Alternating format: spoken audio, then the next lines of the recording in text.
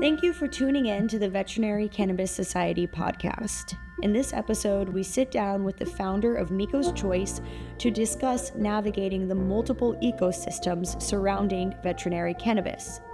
You'll learn about how the industry has changed over the years, how product makers can respond to client demand, and the future of veterinary cannabis products.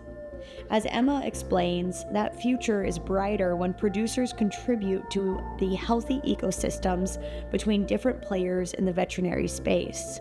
This podcast offers a heartfelt explanation of the successes and obstacles facing veterinary cannabis producers. Enjoy! Emma, thank you so much for joining us today. I'm absolutely delighted to finally have a chance to sit down with you and learn more about Mikko's Choice and really how you came to run this unique organization. And one of the things that I noticed on your website is that you mentioned having a background in, I believe it was veterinary sciences.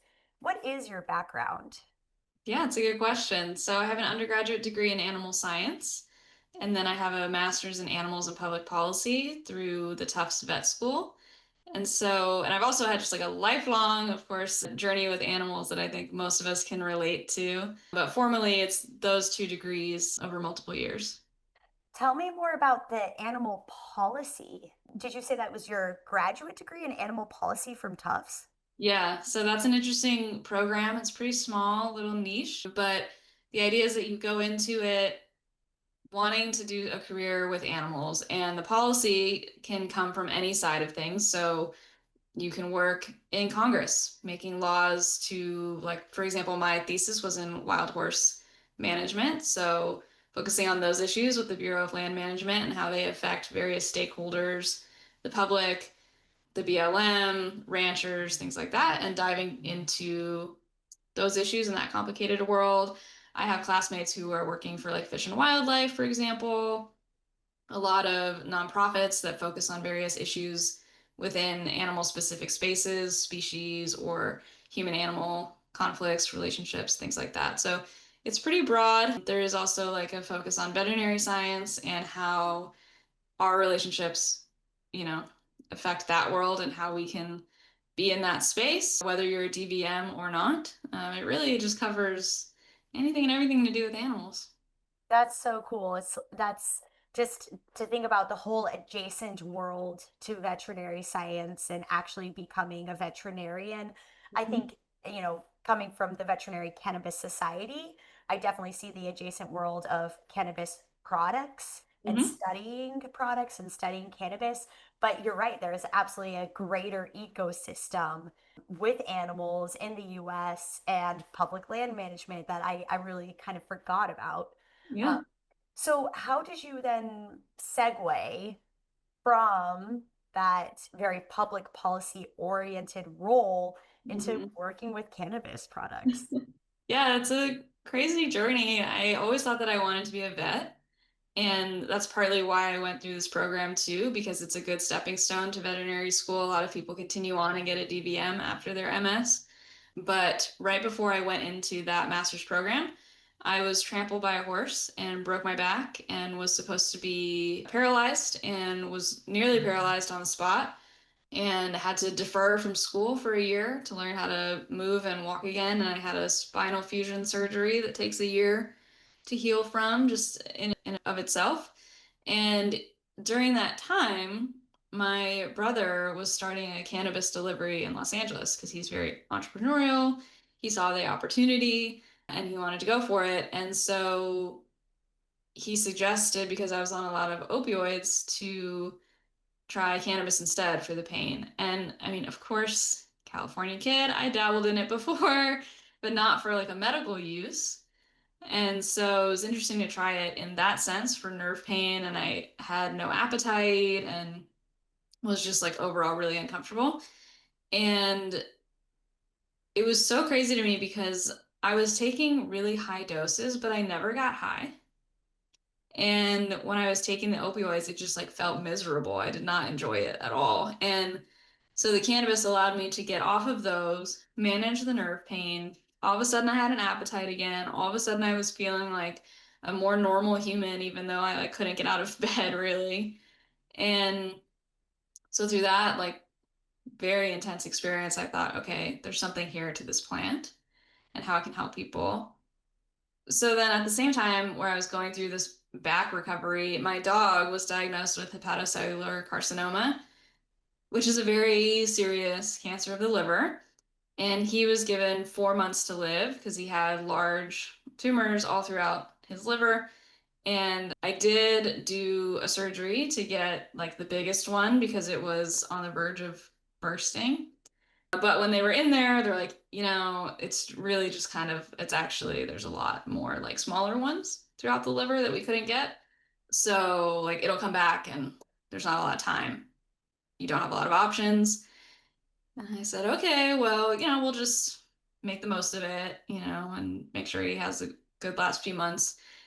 And again, my brother was like, well, why don't you just give him some cannabis products? And this was at a time, this was before California went recreational. So this was medical days. This was very gray area. Nobody really knew dosing. Nobody was required to do testing of their products. It was very like Wild West days. And so there were no pet products. Human products were just kind of like starting to be well known. And so we just dosed him like what I was taking because he was a big wolf dog and we, weighed the same. And at the time, that was the thought that, like, well, we must take a similar dose because we weigh the same. So I gave him THC and CBD and I weaned him onto the THC over time and was giving him a tincture and then also a really concentrated resin.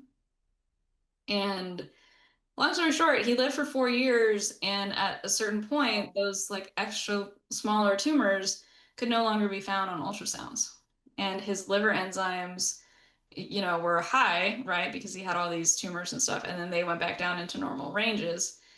And I don't really know how else to explain that other than the cannabis that we were giving him, because that's all he was taking.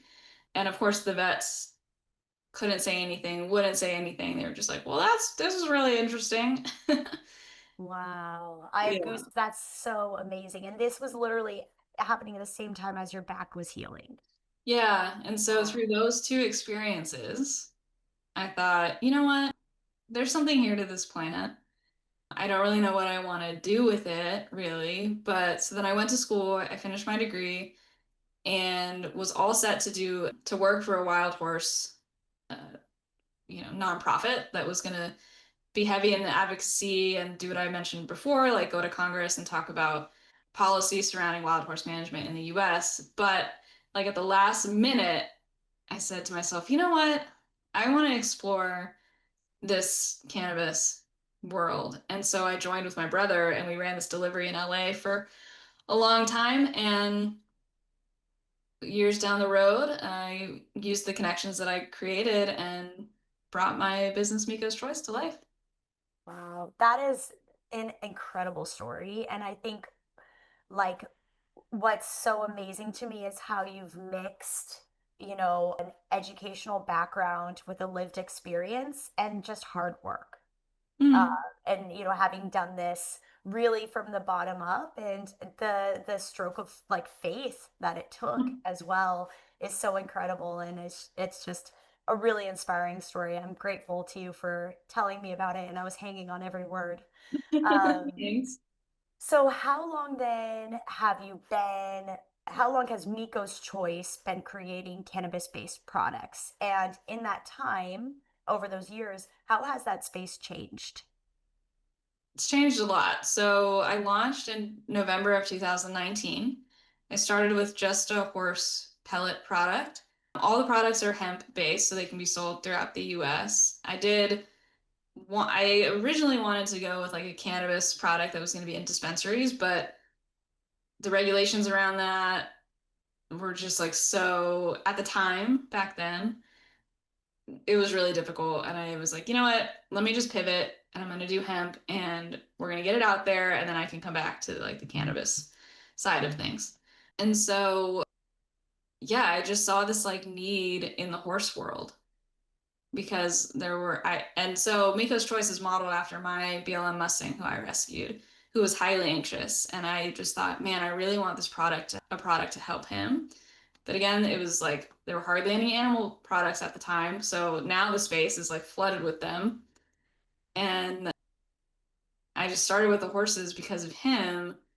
And I will say, like, there are more horse products these days, but still not that many, compared to the dog products on the market. And people back then, even the first few years, were like very hesitant to try these things. I don't want it to get him high. What if they just want to sleep all day? Things like that, and like misconceptions and just a lot of like hesitation I felt. But now it's like widely accepted. And people, it's like almost rare these days to hear somebody who's never heard of it, or B, never tried it, or both. Like, And that also gets me to question, why pellets? Like Miko's Choice sells pellets and tinctures. Can you tell mhm. me like why pellets, why tinctures? Like why'd you choose these words and what exactly is the product? Yeah, so I think the choice to do pellets goes back to my animal science degrees and my experience with horses growing up, and just thinking about what is an easy way to get this CBD into a horse, quite literally. And so if you think about a lot of the feed that horses ingest, it's pelleted. So there's like hay pellets, there's, various joint supplements that are in pellets or powders. Anything you name it pretty much that a horse gets mostly is going to be in a pellet or a powder or a liquid or something in a tube. And so I thought, well, what's the easiest way for somebody to do this? A tube, there's a lot of medications in tubes, and horses just hate having things put in their mouth like that. So I was like, I don't think that's going to work out too well. Then the next bet or the next choice was a powder. And I think that was more like a manufacturing decision on like what couldn't be done with like the hemp, if I'm remembering that correctly. And then I thought, well, what about a pellet? Because it's like a hay pellet. And so that is what I do. It works very well. They're very small and they're very concentrated, and you don't need to give a lot, and you can just add it straight to the feed or give it by hand. I do have a tincture that you can give a horse as well, but I think that with any liquid that you give a horse, they tend to like flip their bucket over. And Mhm. so if it's not attached to a fence or something like that.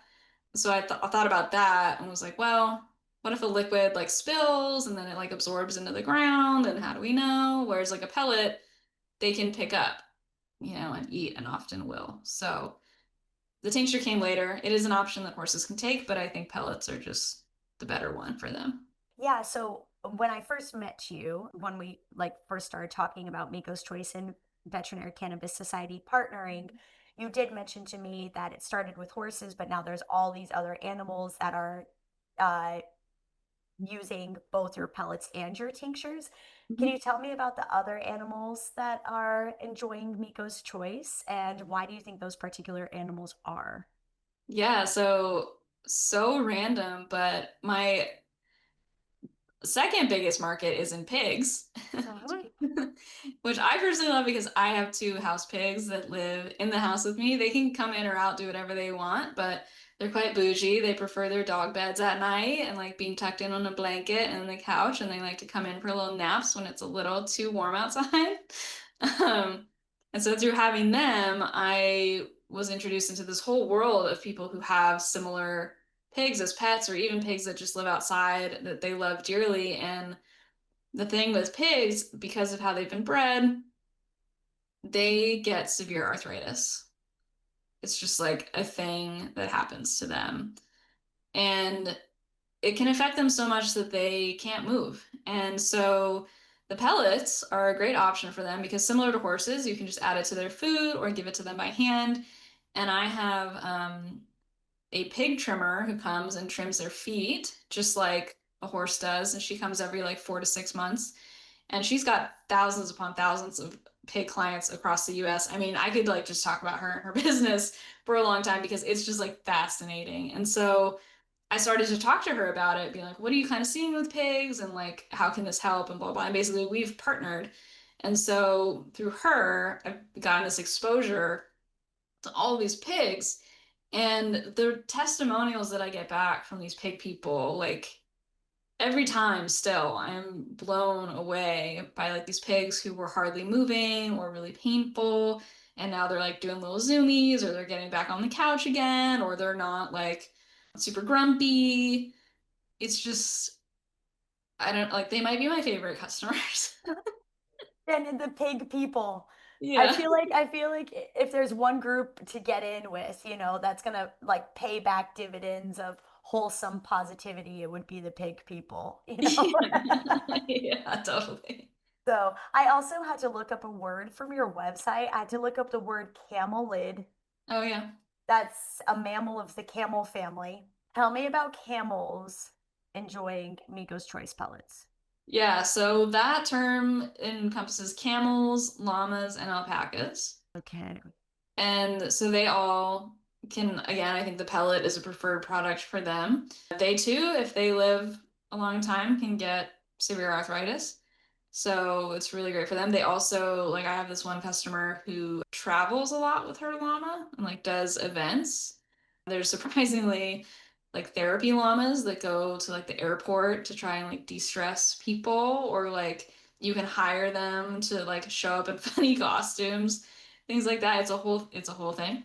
What Um, airport? I need to go to this airport. I have lounge access. Like there should be a llama in every lounge. Why is that not a priority pass? right. That's what I want So to know. yeah, I think that that's like what they're trying to get to. I know they do it at SFO, San Francisco and Portland, for sure. That checks out. Yeah, it does. So, that like I think that the llamas enjoy those experiences, but like maybe it's a little stressful for them too. So they'll give them some pellets just to kind of calm a little bit. Yeah. So, what kinds of ailments are your customers reporting that they're using Miko's Choice for and seeing some positive results? I think the two big ones are arthritis and anxiety. Those are the overarching things that it happens with. I do get, random emails from people that are like, my horse is head shaking, or my horse has navicular, or like some more specific things like that. And it certainly has helped cases like that. And also, too, I get emails from people that are like, my dog won't stop barking. My dog is leash reactive. Will it help with this? And in those cases, I truly say no. Mm. It's not, because it's not gonna. I think that they're looking for something to just reverse that. Whereas like intense behavior things, and even dogs that are so anxious that they're gonna like jump through a window or rip apart a crate or rip down a door, molding. I personally am not going to say to somebody, yes, this tincture will solve all of your problems. What I do say to people like those with behavior issues is this is just like a tool in your box to use that could potentially take down that level of anxiety a little bit. It's not going to reverse it because these dogs are just like way off the charts. It's just like somebody who needs like some anti-anxiety meds. It's like potentially they could use some pharmaceutical grade things, but also training. They need training and they need structure and they need help that way. And so my products could be something to bring down that level of anxiety enough so that you can connect with their brain a little bit more. Because if you think about when you're having a panic attack, like life doesn't make sense to you. Like you can't fathom anything.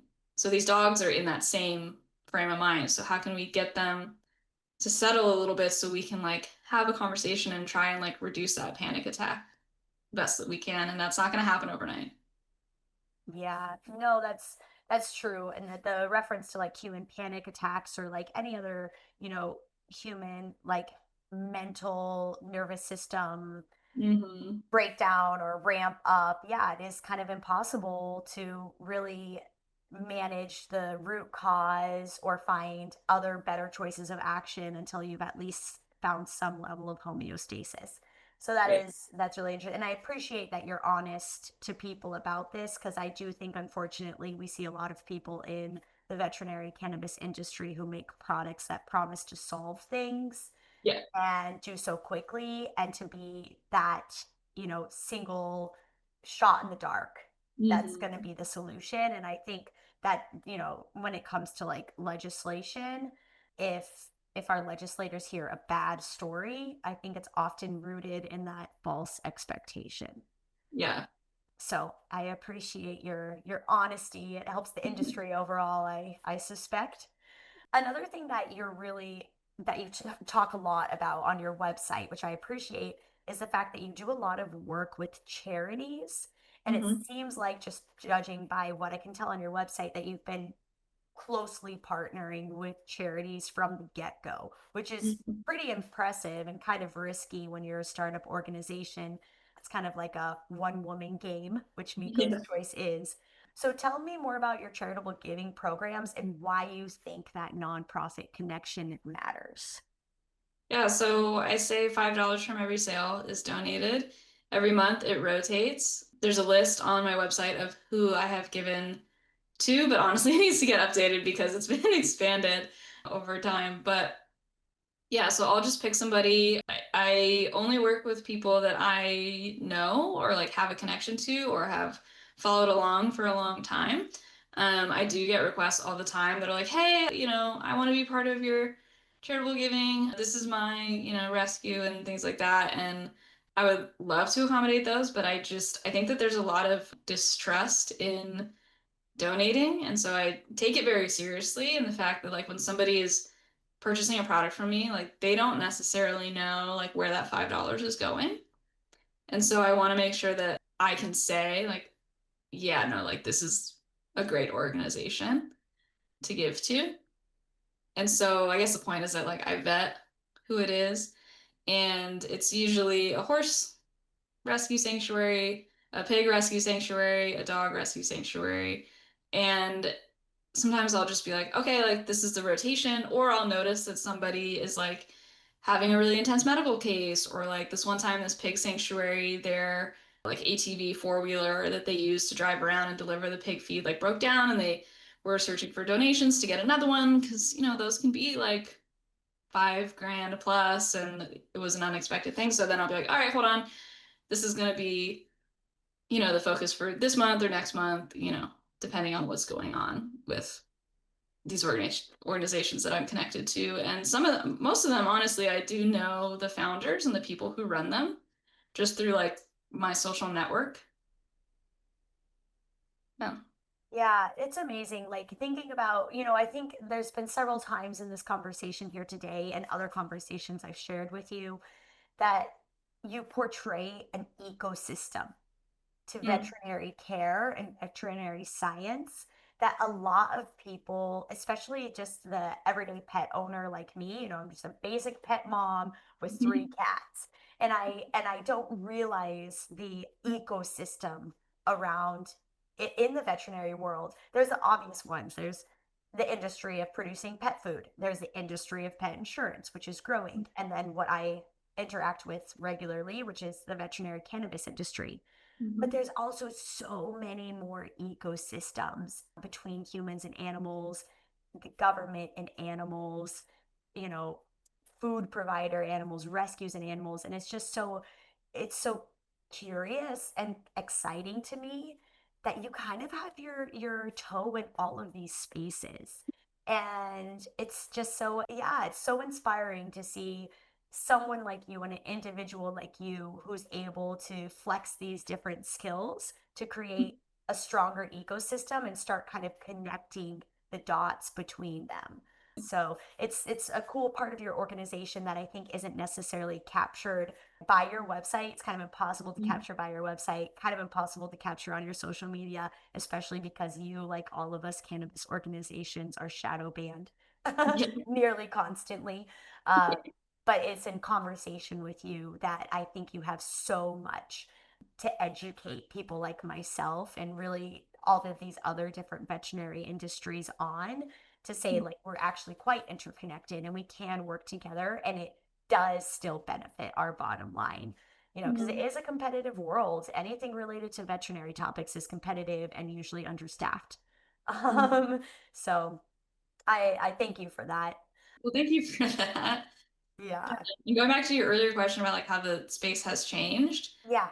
in the I think that the veterinary space specifically has been interesting because, as I'm sure you know, they couldn't really talk about it. They didn't want to talk about it. They can't, I mean, they still can't prescribe medications and or CBD and things like that. So the veterinary space is something that I've kind of been like hovering on the edge about because I do want to like break into that a little bit and be able to like talk to vets and like educate about like anecdotal experiences and things like that and try and help that space a bit more where I feel like I've done a good job of like reaching the pet owners and educating them, but that is an area of like all of these ecosystems that personally I'm excited to like get more involved with. Yeah. And that's definitely why I think the majority of people do come to the Veterinary Cannabis Society is, so slowly the veterinary world is like allowed to start talking about this magical plant and Right. not be side-eyed and not be thought they're insane. Mhm. But with the constant regulatory and legislative changes, it is really difficult. We are seeing now that there are veterinary cannabis programs. Back when Veterinary Cannabis Society launched its education course with the Veterinary Information Network, we were like one of the only people out there that had a formal accredited education course. And the hiccup in it was actually quite slow. We didn't get nearly as many people signed up immediately as we expected, although there has definitely been like a pretty steady trickle. But now you do see veterinary cannabis being covered in a course at a university, and it's not necessarily a bad thing to talk about. And you see like a lot of people from ECS and other similar organizations out there giving lectures. It is kind of funny though, like the trendiness of it, because even 5, 6 years ago, if you had a veterinary conference and there was a veterinary cannabis lecture or lecture series, it would be packed to the brim, every Mhm. single speaker, every single panel. And now you don't see nearly as many people attending those kinds of lectures because there actually is more information online. People are proactively learning information in school, but then you see like mushrooms. Like the mushroom lectures are So yeah, that's completely the next packed. thing. Yeah, Yeah. yeah. So Yeah. that is kind of one thing that I think the Veterinary Cannabis Society gets a little frustrated about is it's like, no, like this is not old news. We need to be able to study more cannabinoids than CBD, THC, and Mhm. even CBG. Like that's, finally people are starting to talk about that, just because mm, it's becoming more acceptable to talk about veterinary cannabis does not mean that this plant and its impacts are understood. Right.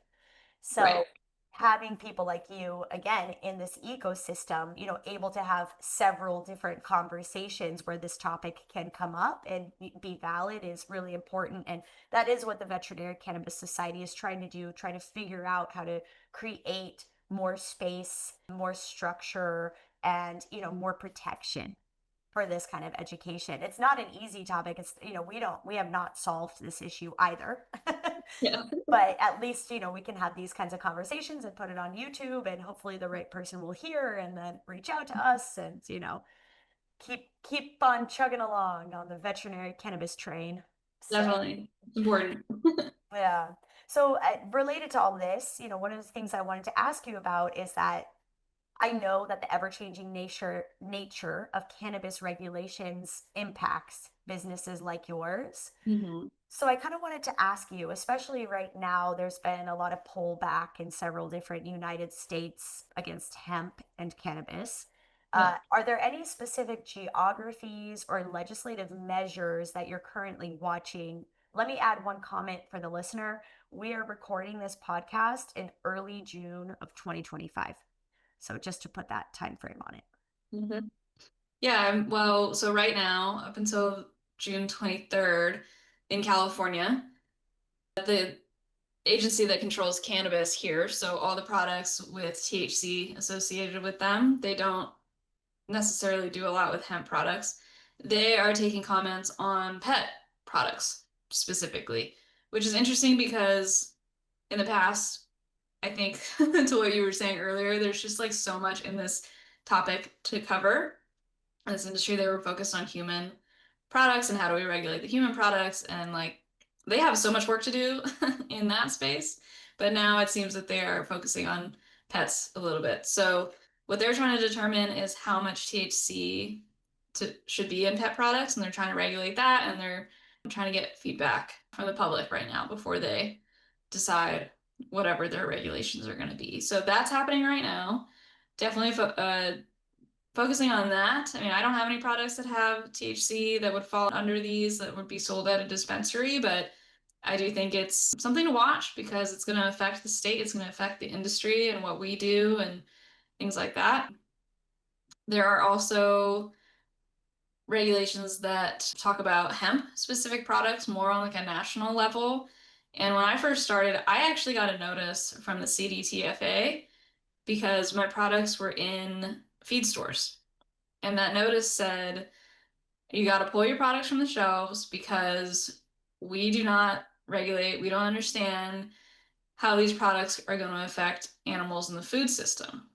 And at the time, when they did that, I just had the one pellets for the horses. And I was like, well, nobody is eating horses, you guys. So that's silly. But nonetheless, I had to pull my products from the shelves and just put it online. And that was fine. It wasn't like I didn't get a fine or anything like that. It was just like kind of a warning, I guess you could say. Would you have had the option to like dispute that? It didn't appear so from that notice. I mean, maybe it was at that point that I was like, I should probably get a business lawyer. And sorry, is Miko's Choice back in food stores now, or is it has been out ever since? It's just online right now, but talking about like how the space has changed, I have played with the idea of getting it back in stores, like smaller feed stores and whatnot. And I haven't made a decision on that necessarily, so we'll see. Okay, and I will ask you a question. You don't have to answer it, but I am kind of wondering what are your thoughts on THC and how much should be allowed in pet products? I think it should be allowed. I think those products should be out there. Like we said in the beginning, I use those to help my dog and his cancer. I think that it's a little hard to put a number on how much should or shouldn't be in a product. I think it just goes back to like you and I understand that every individual has a different tolerance and need. Does someone who's trying to like protect public safety, quote unquote, understand that? I don't think so. Do these people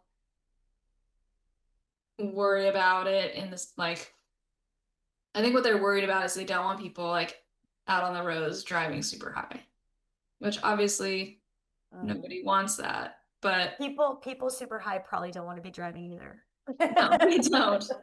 But also like our pets are not going to be on the road driving.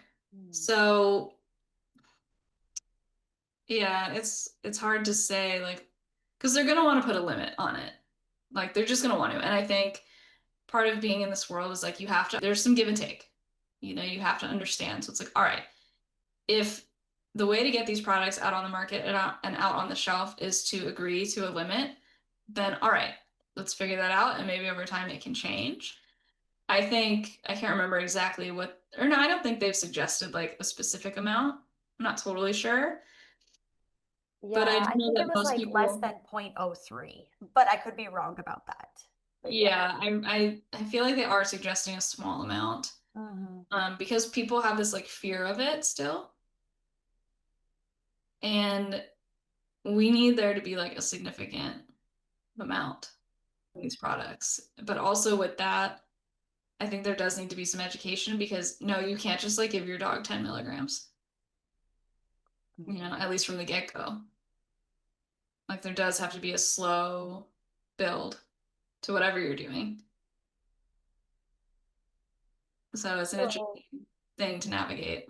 yeah, I mean, with in this regard, as well as just generally speaking, where do you think the veterinary cannabis space is going right now? That's a very open-ended question, and I expect kind of an open-ended answer as well. And alongside that, where would you want it to go? Yeah, I think where I would want it to go is to a place where vets have education about dosing. because I think that a lot of vets are open to it. They're just like, but I don't know how to dose it, which is a very valid question, because a lot of these prescriptions come with like, all right, this dog weighs 50 pounds, they're going to get 1 cc, or 200 milligrams of this drug. And it's just not like, you just can't do that with these products. We just don't know. Like everybody's different. It can depend on the day. Maybe these dogs are more anxious this day. Maybe this animal is a little bit more arthritic this day. They need a little bit more. Like there's so much fluctuation in it that I think inherently makes it a little difficult for vets to prescribe specifically, but also for pet owners to use every day. And so I mean, every single time somebody asks a question, I'm like, look, start with this, but just know that there's some variation in here, and these are the variations that you could think about. But I guess in an ideal world, I would love for vets to have that understanding and to be able to like freely and openly talk about it and be able to say, hey, here are products that would be good. And speaking of good products, actually, I wanted to come back to another thing you mentioned earlier and that I did see on your website. You talked about using hemp, and on your website you mentioned that it's sourced from organic providers in the USA. I wanted to ask you, how do you determine which growers to work with?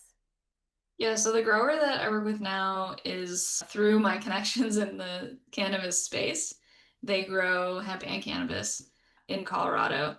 And it's funny because so I had this like big blow up in my business where my manufacturer I was using went bankrupt and went under and didn't tell me. And I ran out of product and I had to like source my own manufacturer. And it was just like, it's a whole other podcast in itself.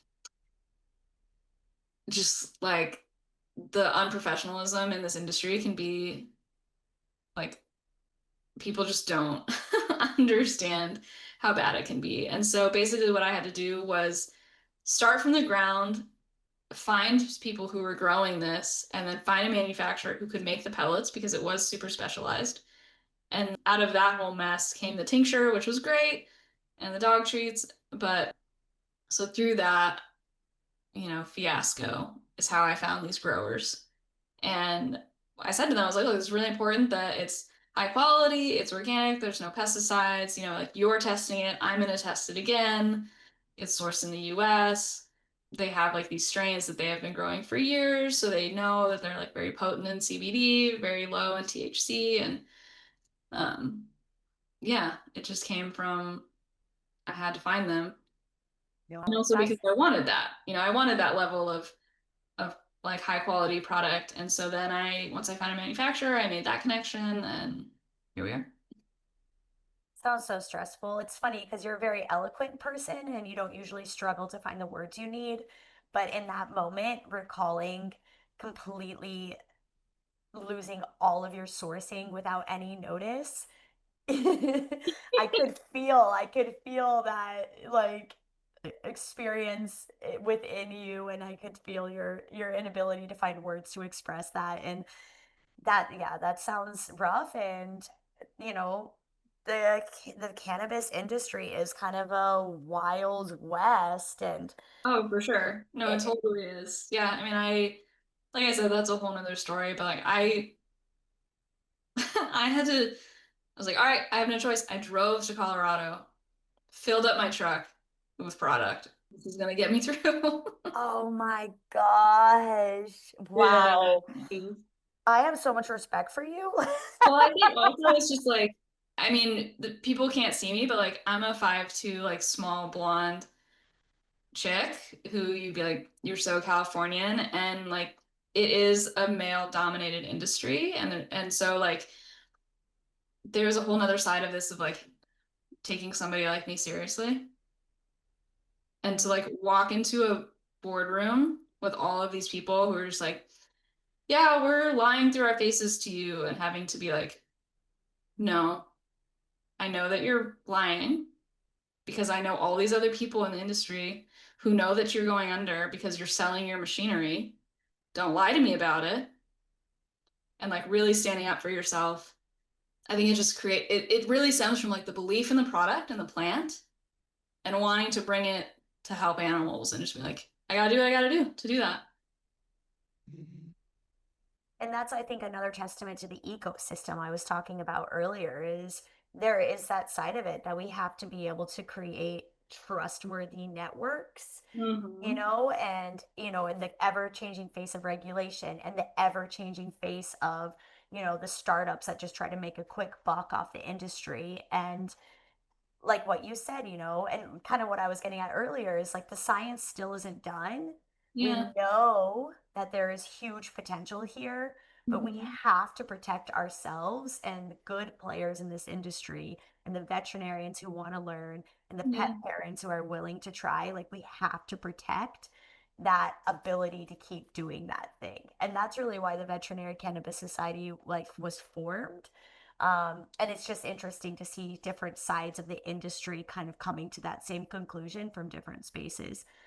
Yeah, it really is important work. And It is. I'm very excited for what you guys do.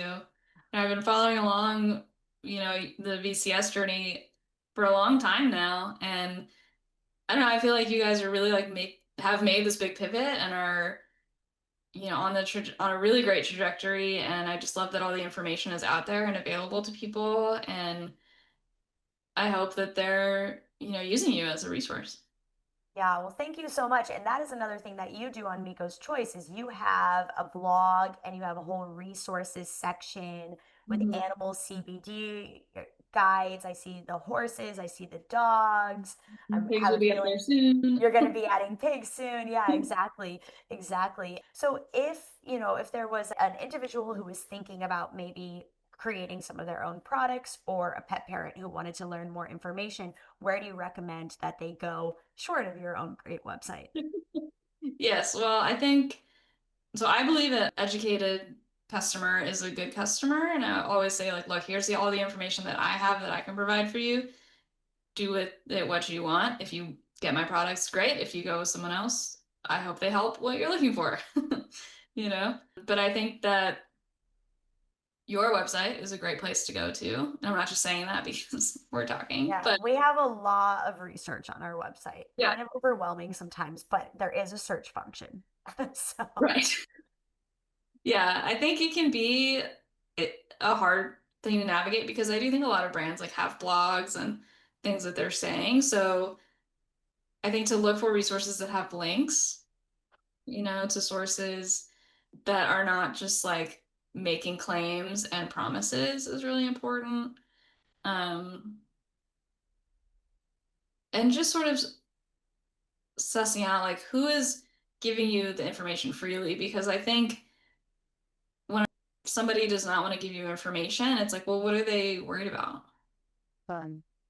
And you're probably talking a lot too about testing. So that's one thing. That's one of the reasons Yeah. why Veterinary Cannabis Society was so excited to partner with Miko's Choice is because you say Choice is sourced in the USA, supports small farmers, and always independently tests our products and shares those results here with a link on your website. When a pet parent or even like a veterinarian who is not so well versed in this, when they come and look at the tests, the lab results for your different products or anyone's different products, what should they be looking for? So the major tests that you want to look for are they testing for CBD and THC potency? Those are the two like important cannabinoids right now to test for. Some brands will also have a larger spread of cannabinoids in there. My tests do have some of those.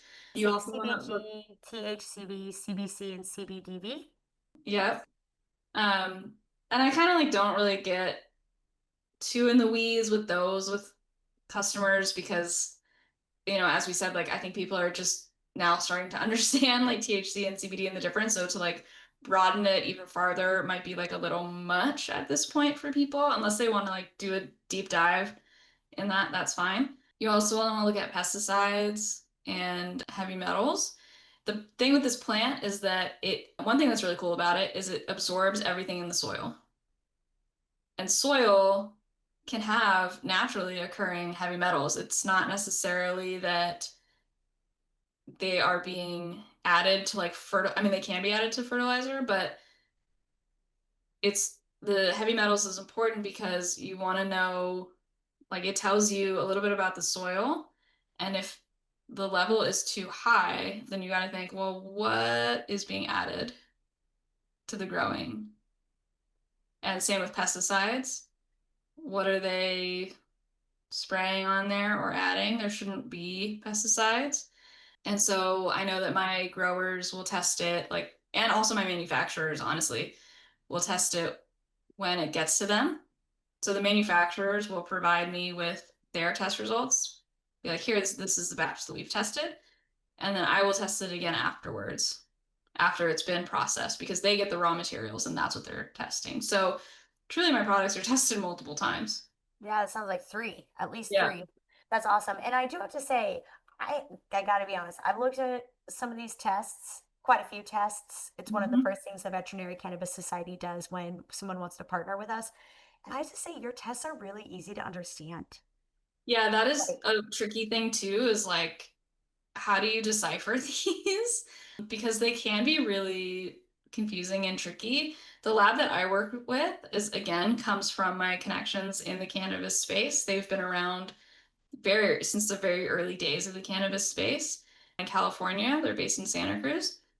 And they have the ability to test all sorts of products for all sorts of things. They can also do nutritional labels and things like that. And so they really know what they're doing. And I think over the years have honed in on how to do exactly that, make it not so confusing that you don't have to do all of this math, like, oh, well, it's 0.3 this, but then you have to multiply. Like, it's a lot more easy to understand. yeah, and even for the layperson, like I'm seeing the result, like this thing is tested, this is what was in it, this is the uncertainty, this Mhm. is the result, pass. I'm like, great. Yeah. It passed. Yeah. Good, so no, this is it's really cool, and it is just another aspect, and you make it very easy. Sometimes organizations will have those test results, but you really got to dig for them, and yours is Mhm. right there, right up front. Yeah, which is another reason why Veterinary Cannabis Society was so excited to work with you. So yeah, that's really, I think, enough for today. I could honestly talk to you forever, but I understand you're an extremely busy person running Miko's Choice on your own. So I'll probably call it a close. What I would like you to tell our listeners is how they can find you, whether it's social media, any of the links you want to share. Sure. So my website is mikoschoice.com. It's like Mike, IKKOS, and then choice. The Instagram is Mikos_choice. And Facebook is just Mikos Choice, one word. And those are the best places to find me. The website has the most information because, as we've talked about, social media in this space is tricky. Very irritating. It's extremely irritating to me. Yeah, sometimes I, just search us and we come right up, and other times I search us and we've been banned again. And I'm like, but I didn't even post any photos. Like, I don't know. So, whatever. And the other place, of course, that you can find Miko's Choice website link is on the Veterinary Cannabis Society website. That's veterinarycannabissociety.org. Of course, all of these links will be included in the description of this podcast. Emma, I'm so grateful to you for joining us today. Thank you so much for your contribution to our veterinary science ecosystem. And Veterinary Cannabis Society looks very forward to working with you. Thank you. I'm really excited about this partnership, truly, and you guys have been great. The Veterinary Cannabis Society hopes that you enjoyed this interview with Emma of Miko's Choice. We hope that you feel as connected to the veterinary ecosystem as we do. You can contribute to this network by donating to the Veterinary Cannabis Society. We're a nonprofit organization, so all donations are tax deductible. We'd like to thank our generous sponsors for supporting this podcast: Evermore Pet Food, Antelope Pets, Standard Process, and, of course, Miko's Choice.